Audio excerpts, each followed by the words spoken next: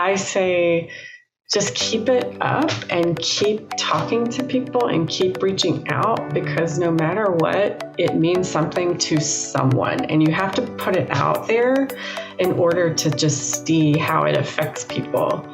And if you don't do it, you'll never know. From the Society of American Archivists student chapter at the University of Alabama, this is Archives and Communities, a podcast highlighting community archiving initiatives and the people behind them.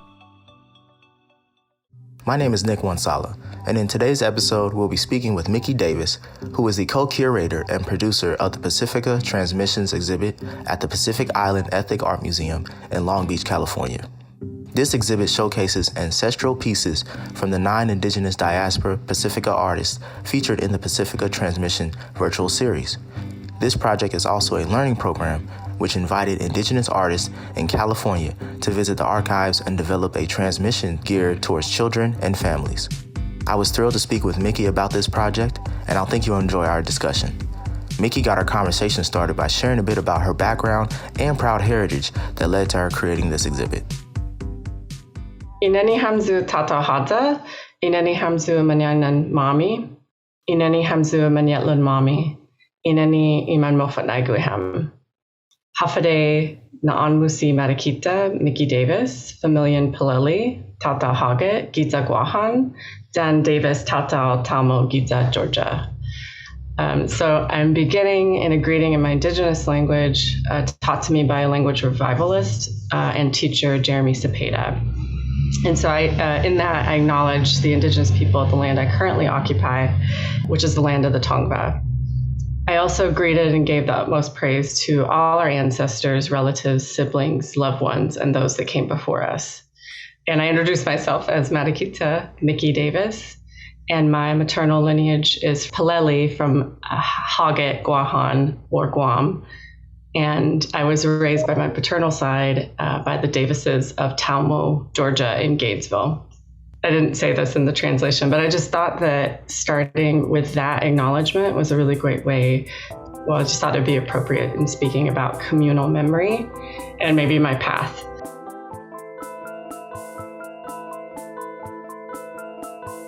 I was conceived in Guam, sprouted in Georgia, and spent my early childhood in Haget or Agate before settling in the foothills of Georgia. This was, mid 80s. And, I had so many of those transitions and experiences moving back and forth. And I just think that I was a very inquisitive kid who just like most children wanted to know about where they came from, who they were. I always loved what I thought the public education did really well at that time. In Georgia was kind of acknowledging a lot of the town's history and all these tales of they weren't tales, but there were histories of the great tornado of 1936. We would have orators come to the library to tell us stories, to tell us tales of the land. And, those kind of experiences really stuck with me. But because I was couched in Georgia, I think a lot of the things that I wanted to know about Guam, I had to really seek out. And we did have some books in my family's collection. There were these pictorial histories of war, actually, liberation in Guam. And those are by a historian, Donald A. Farrell. And I just pored over those books a lot when I was a child.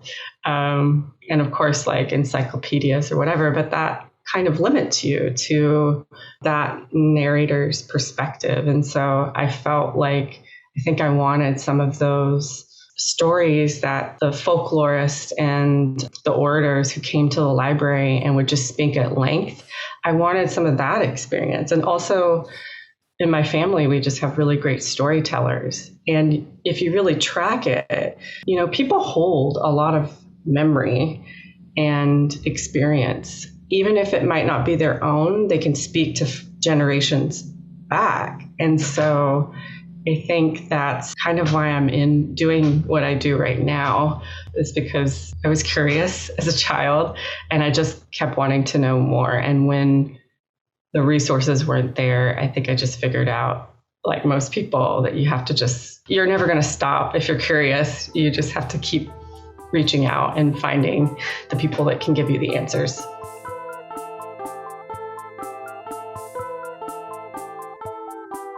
In Guam, it was definitely bilingual. We left when I was 6. And then my mother, because it was just her in the household at that time, a lot of my relatives hadn't migrated to Georgia. And so she kept things alive by keeping our traditions, which were they were Catholic traditions, but a blend of what I would say is like a blend of the kind of indigenous that had been colonized.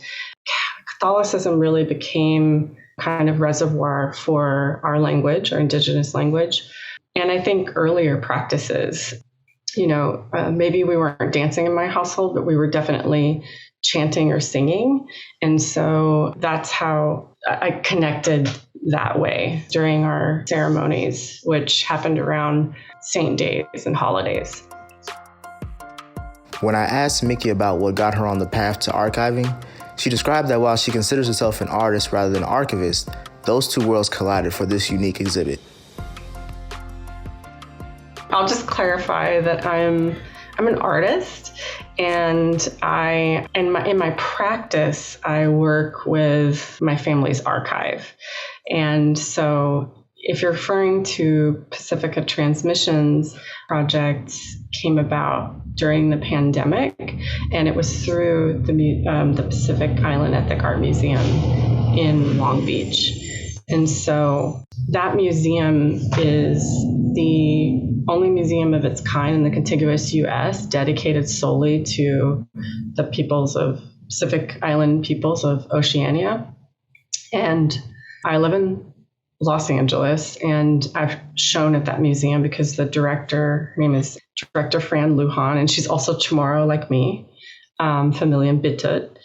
But she has really successfully made that museum a kind of a cultural living space so that contemporary artists who have lineages in Oceania can come and work with ancestor pieces that are connected to their lineages.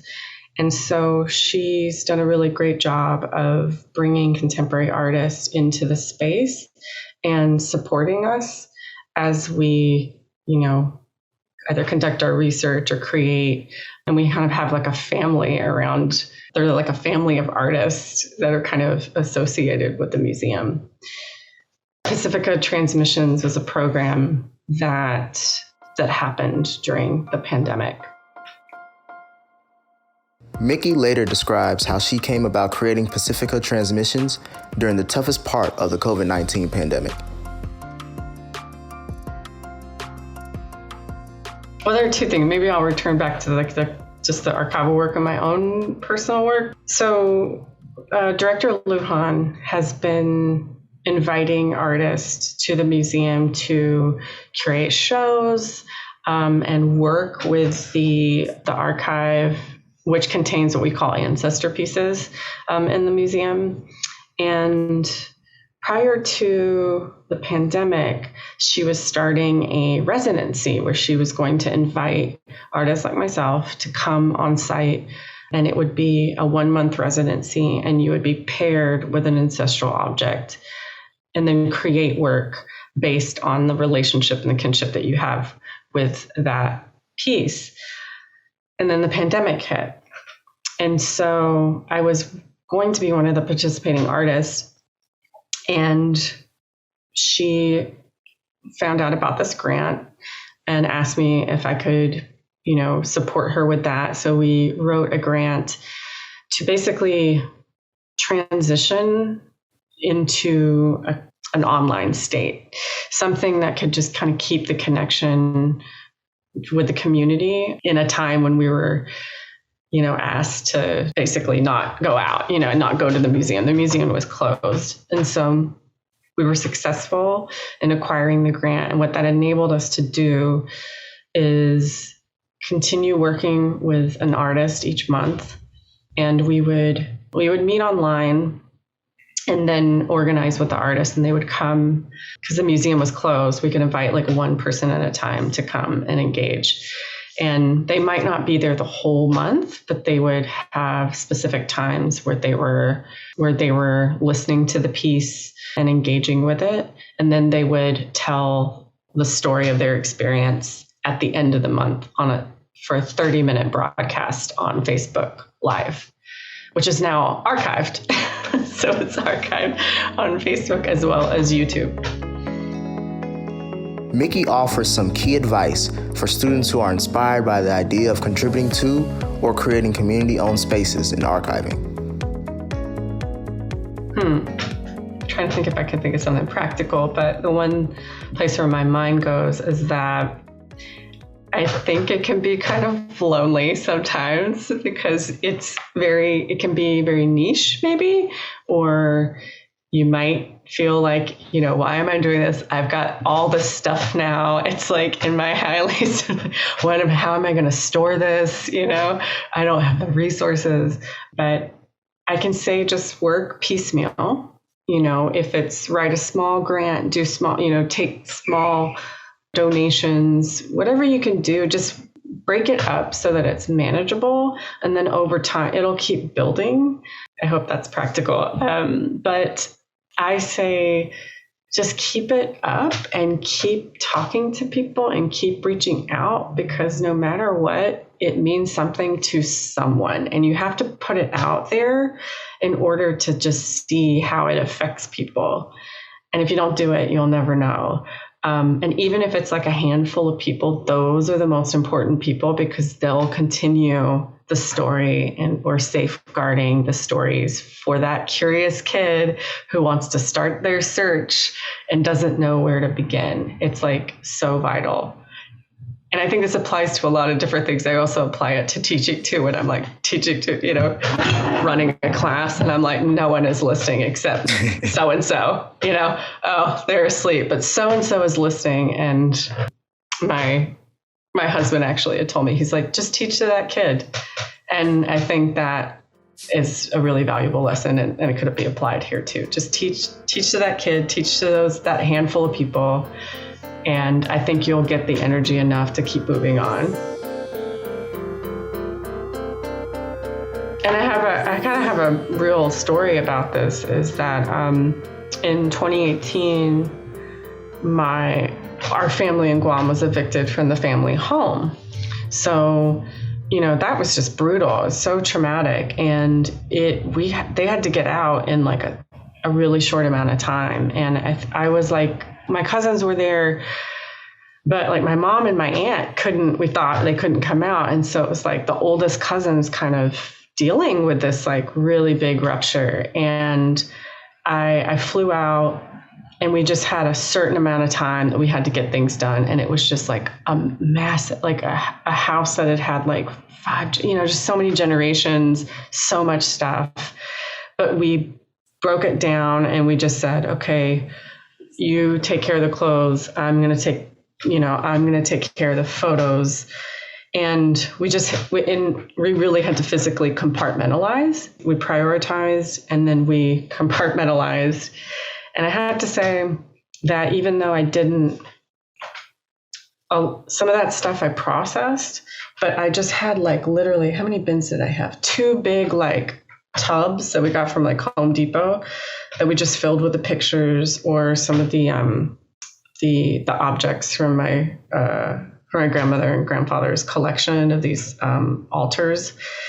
And, I taped them up. I just made sure that they didn't have like, we let things kind of sun, because a lot of stuff had gotten like, molded on, or just infested. And so we cleared things out, but then I put them in the tubs, and I had to store them for a while. I brought them back to California, but I couldn't attack everything all at once. I had to just kind of organize myself. And that was 2018.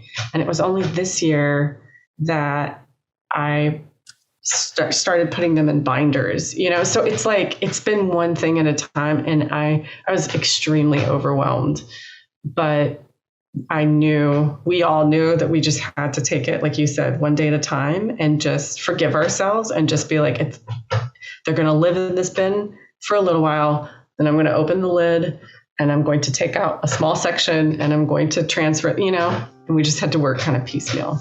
And so it just takes time. It takes time. For students who are interested in the next Micki Davis project, here's what she has coming out in the year 2022. Through the Guam Museum, I'm working with several curators for a project called, it was tentative, and I think it might be the title. It's Remembering Guam, or Do You Remember Guam? And that's going to be an all online exhibit. Each curator has essentially a collection that they're tied to. So mine, of course, is like the photographs and some of the objects related to the altarpieces, my grandfather and grandmother's store, and another curator, Miguel Bavacqua, has like an immense Chamorro record collection, and so he's highlighting the Chamorro records and kind of telling the story of how it played a huge part into language revitalization. Director Fran Lujan has her online gallery, which is about bamboo bracelets that are really indicative of like how the women in the family share stories, but also pass along their jewelry. And then another curator, Brooke, who's tackling yearbooks, because where you went to high school in Guam is just huge. And these yearbooks also kind of tell a really interesting history. So she's been collecting them. And then our final curator is Bernard Polizzin, and he is, talk about an archivist.